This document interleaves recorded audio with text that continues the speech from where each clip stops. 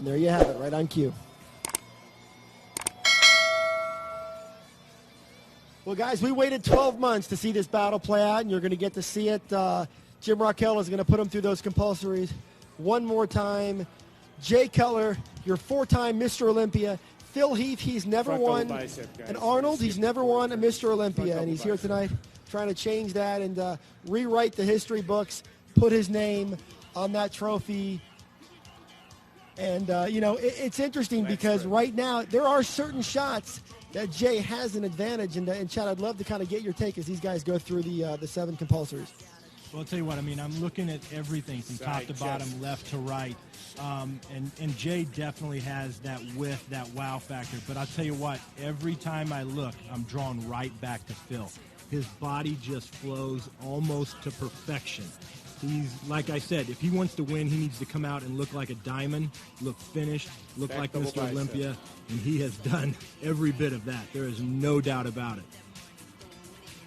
Now, King, when these guys go and they hit their back shots, they're about to go in to the front up, the rear double bicep.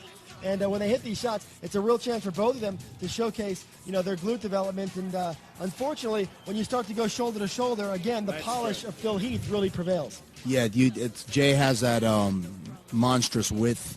But again, I have to go with the Master Blaster, Mr. Chad Nichols here.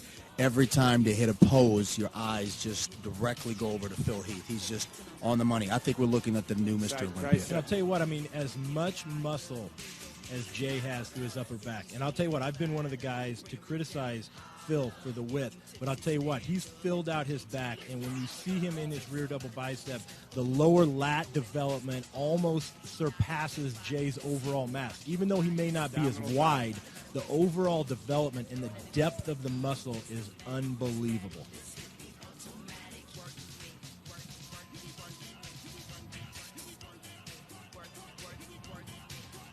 Well, Phil has earned a reputation for his ability to make significant improvements in a pretty short amount of time, which is why we knew with an entire year to prepare that we were going to see considerable improvements on Phil. And the question was, would Jay be able to fend off Phil's furious charge for one more year? And right now it's looking like it's very much in question. And, you know, as these guys, finish up, you know, King, I'd love to just get sort of a final thought from these guys. Now, remember, these are the same 2 guys that were in that embrace as the contest ended 1 year ago when it went to Jay Cutler.